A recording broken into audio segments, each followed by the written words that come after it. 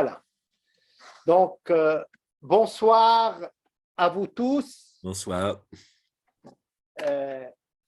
Aujourd'hui, c'est notre leçon numéro 27. On continue avec cette série de leçons qui sont consacrées sur des débats sur les livres de notre cher docteur Jacques Vigne. On va continuer le débat sur ce livre, c'est l'un des derniers, Pratique de la méditation laïque, et c'est l'un des meilleurs d'ailleurs, parce que c'est une compilation de l'ensemble et l'étendue de l'enseignement de Jacques Vigne. D'abord, et comme d'habitude, une méditation guidée d'une demi-heure, et puis on commence le débat, et la troisième partie sera consacrée à vous si vous désirez poser vos propres questions. Dans la troisième partie, on vous donne le temps de le faire. Voilà à vous, docteur Jacques Vigne, de nous guider dans une méditation pour commencer cette leçon numéro 27.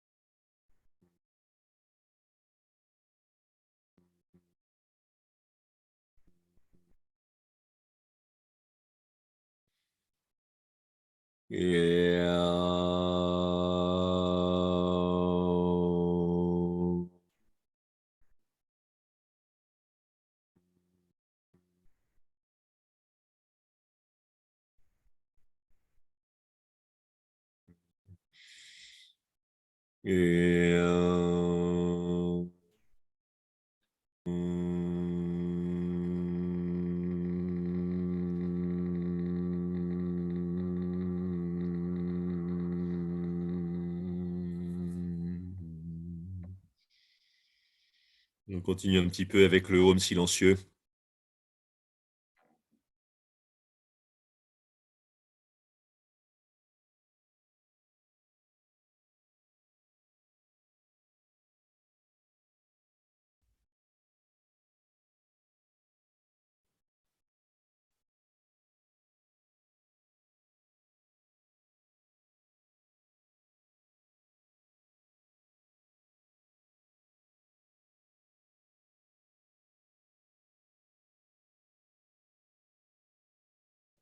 Donc, je décris un nombre de méditations dans Pratique de la méditation laïque.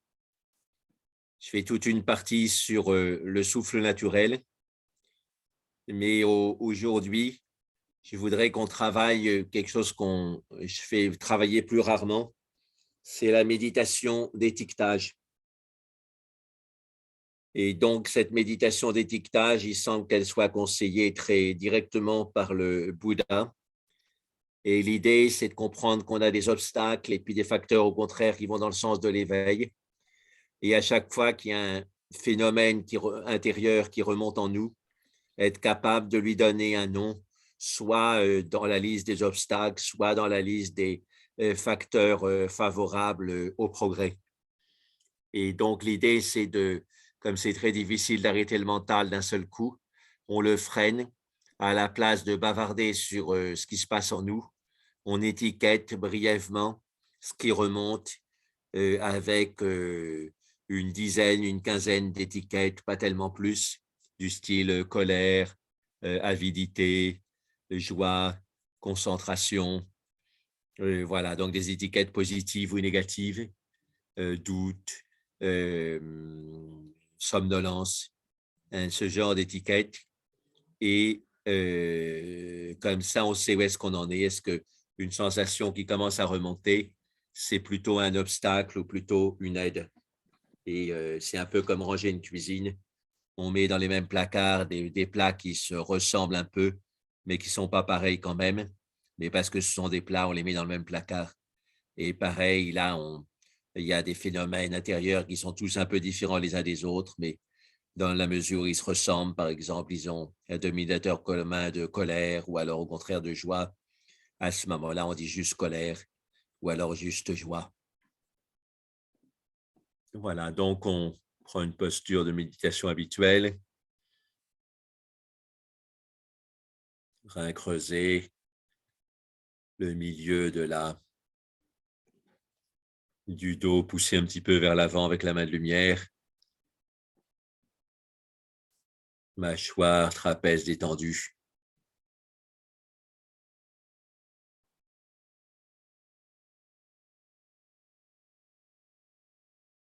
Et puis, on étiquette de façon sobre, directe, simple, ce qui se passe en nous. Et plus on progresse, plus l'étiquetage est rapide parce qu'on a l'habitude. Et on voit tout de suite quand il y a un début de sensation, si ça va être de la colère, du doute, de la somnolence, de l'agitation.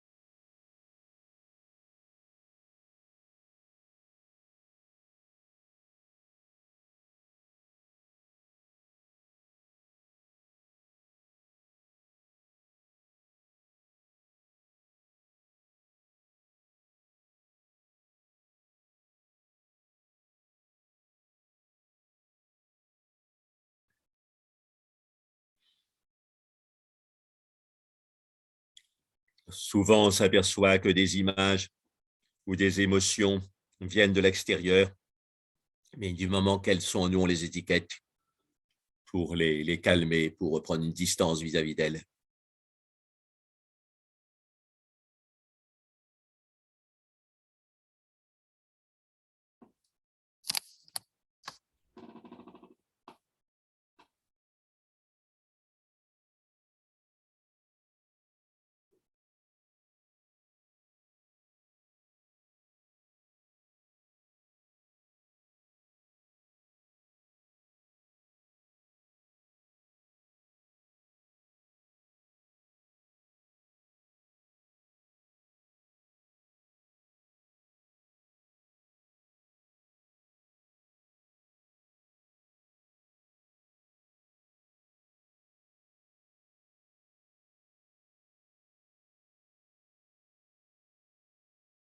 Même si on prend l'habitude d'étiqueter fermement, rapidement, des phénomènes douloureux dans le corps en disant douleur, la plupart du temps, la douleur diminue beaucoup parce qu'elle a été vue en face, elle a été étiquetée clairement.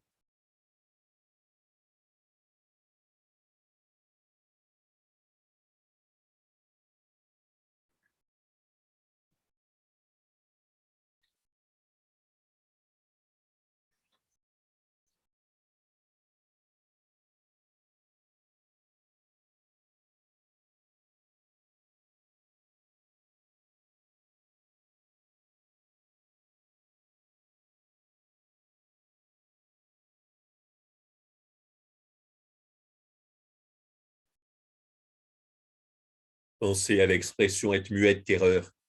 Quand on est terrorisé, on n'ose plus rien dire. Et la plupart du temps, on n'étiquette pas tout ce chaos qui est en nous.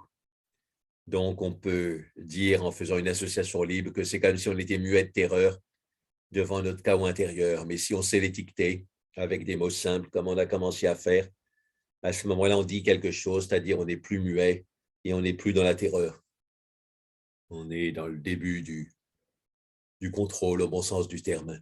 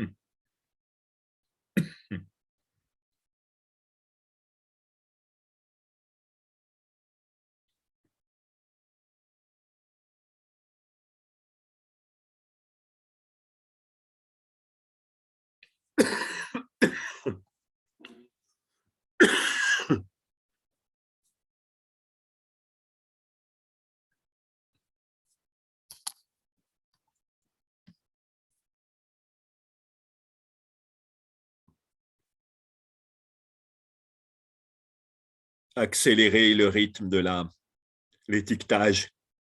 Il faut vraiment être très vif. Et ça, c'est des mots simples.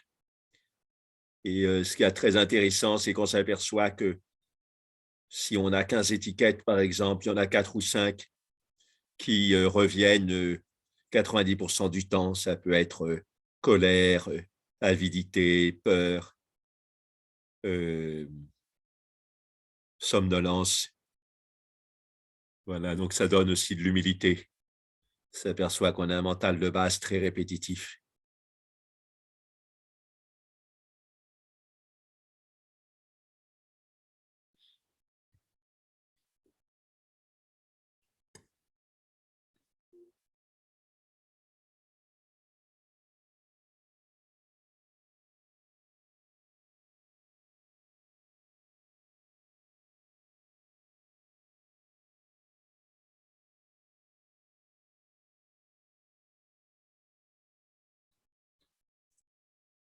L'image qui me vient à l'esprit, mettre une étiquette, c'est un peu comme épingler sur une plaque de neige un papillon pour une collection de papillons.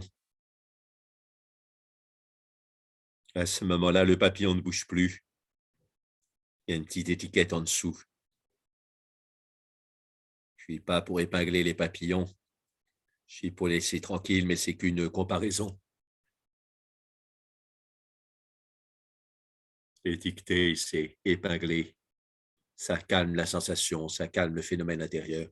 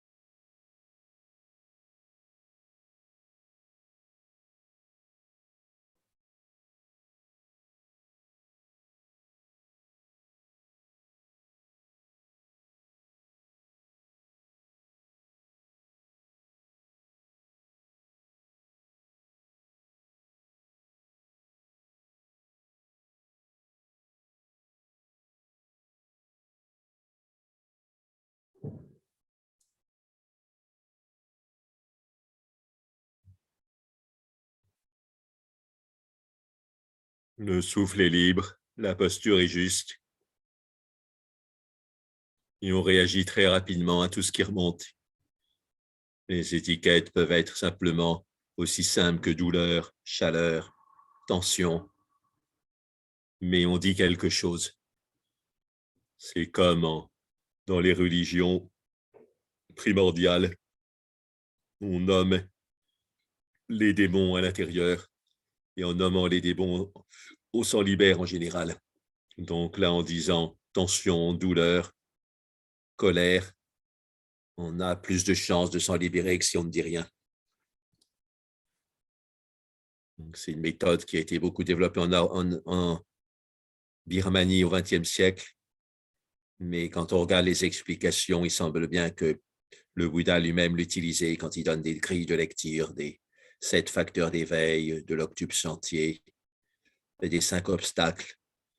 On voit bien qu'il propose des étiquettes pour mettre de l'ordre dans ce qui se passe dans son mental, pouvoir s'y reconnaître.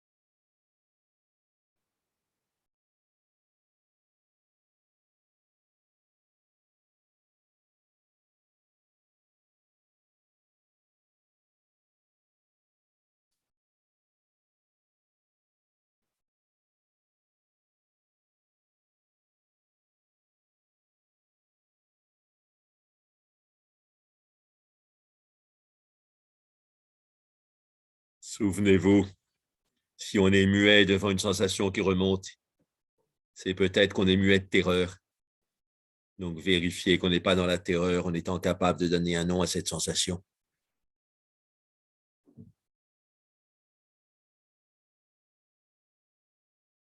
C'est comme dans la nuit, on a peur qu'une corde soit un serpent, puis quand on s'approche, on voit non, c'est qu'une corde. Donc, on est rassuré. On peut donner une étiquette exacte.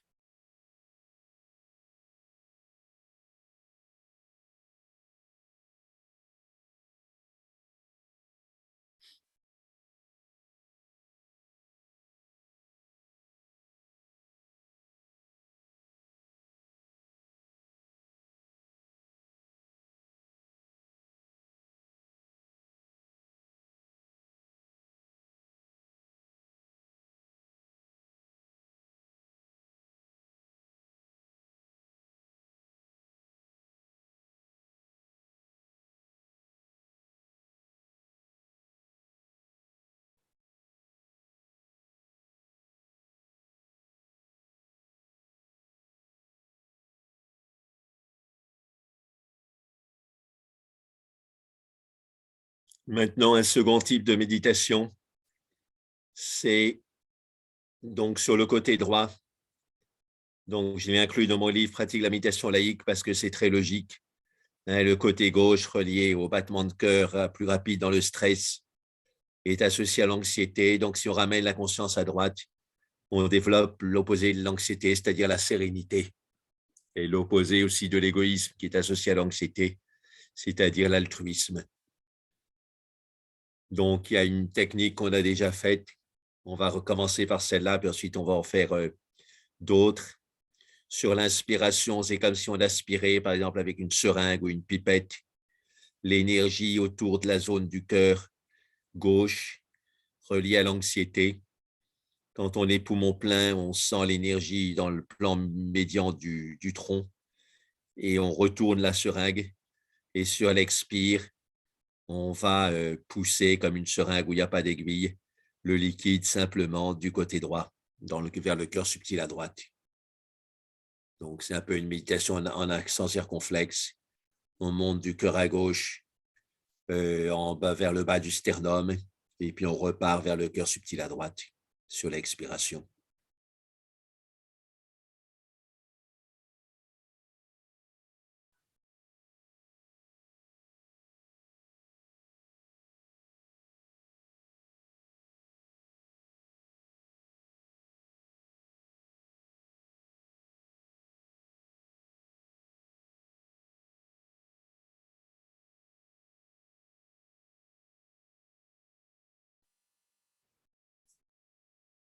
On revient à cet accent circonflexe. Je ne le dis pas à chaque fois, mais pensez à une amplitude respiratoire libre, même quand on fait un exercice avec un trajet de l'énergie précis dans le corps. L'amplitude respiratoire doit d'habitude rester libre, sauf avis contraire.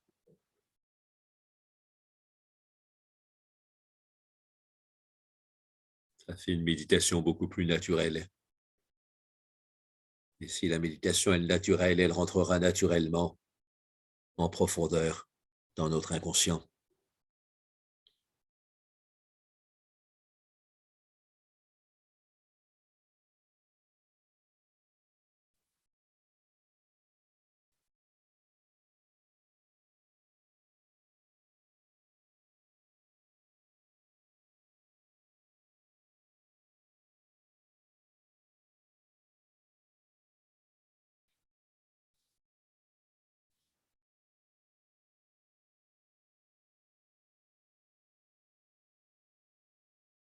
Maintenant, on inspire, on expire par le cœur subtil à droite, comme si c'était une sorte de trou noir qui attirait toutes les sensations du corps comme des petites étoiles qui sont absorbées par le trou noir.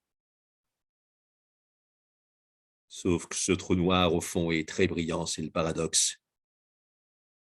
C'est aussi comme un soleil, mais avec une gravité énorme.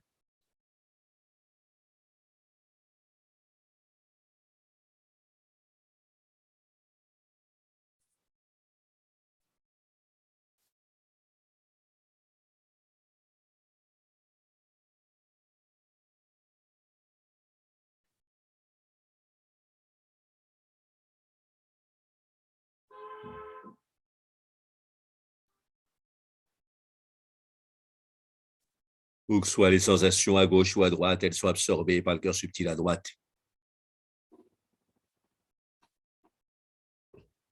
C'est comme cette matière noire au centre des galaxies qui fait tenir la galaxie ensemble.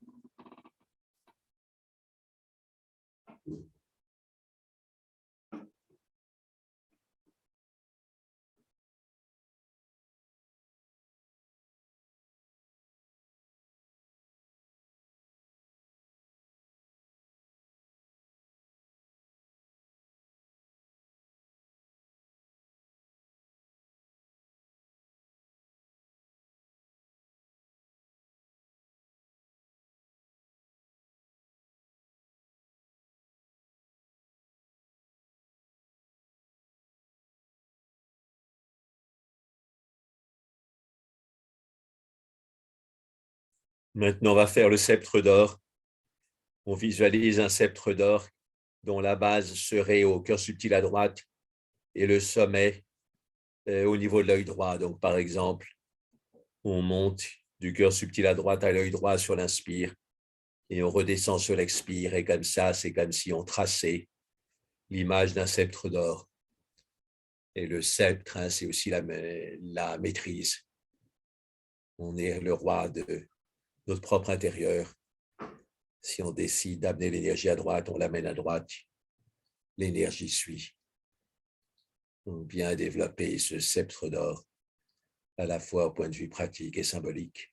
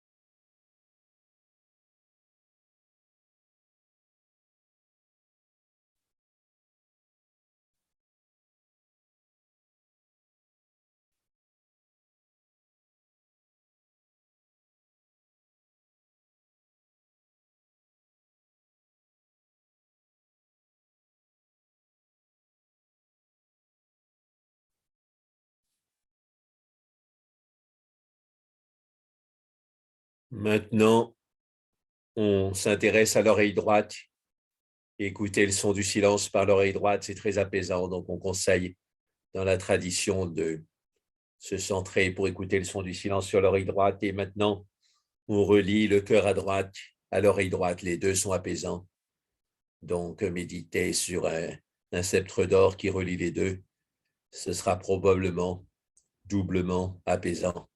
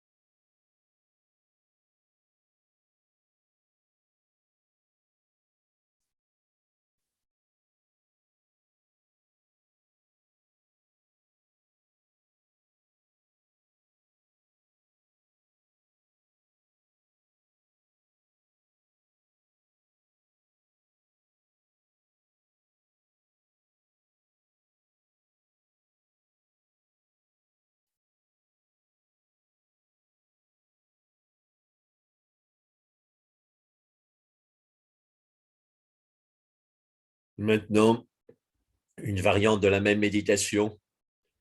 On imagine qu'à partir du cœur subtil à droite, il y a une artère aorte qui sort, qui monte vers l'extérieur et qui redescend dans le côté droit vers le bassin, dans l'abdomen, vers le bassin, qui se divise dans le bassin. C'est l'exact symétrique de l'aorte physique à gauche. Donc, on pourrait appeler cette aorte l'aorte d'or parce qu'on le visualise de couleur d'or. Et sur l'inspiration, on sent l'énergie de l'aorte à gauche qui diminue. Et sur l'expiration, on sent l'énergie de l'aorte à droite, de l'aorte d'or qui augmente. Comme ça, on diminue l'anxiété à gauche et on augmente la sérénité à droite. Prendre le temps de faire ce transfert.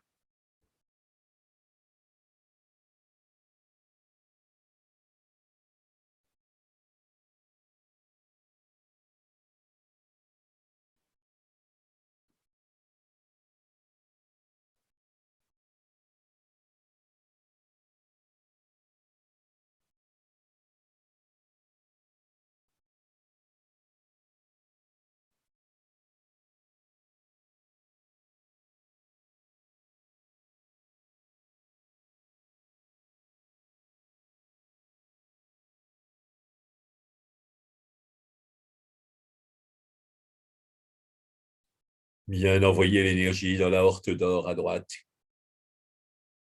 et sentir que ça donne non seulement un sens de la sérénité, mais aussi de la charité. Le côté droit, c'est le côté avec lequel on donne.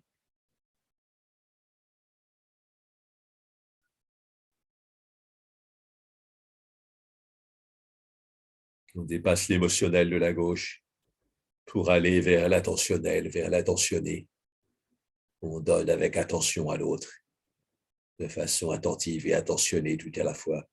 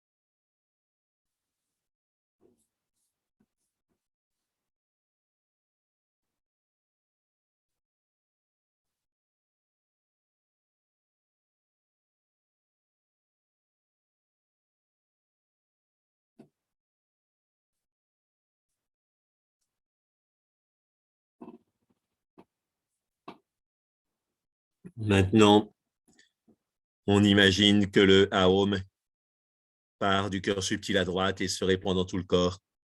Et en se répandant dans tout le corps, détruit toutes les souffrances, ici, maintenant.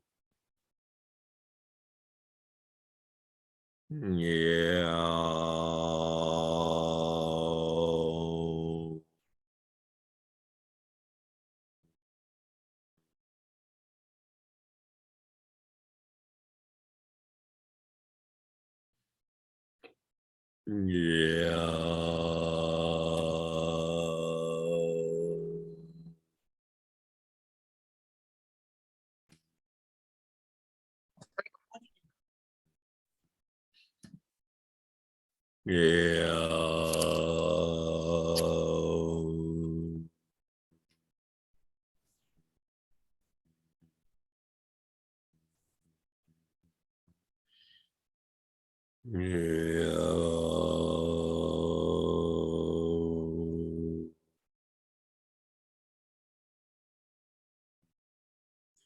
On continue à faire partir le Aum du cœur subtil à droite. Et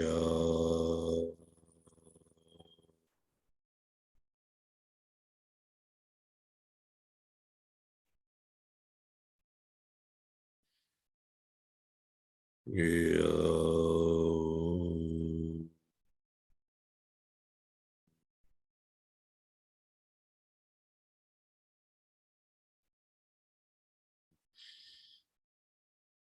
et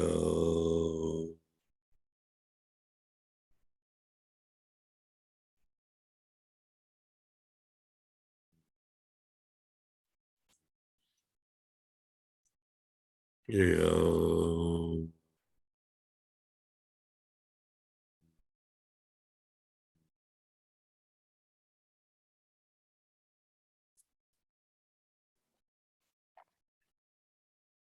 Très bien. On peut passer aux échanges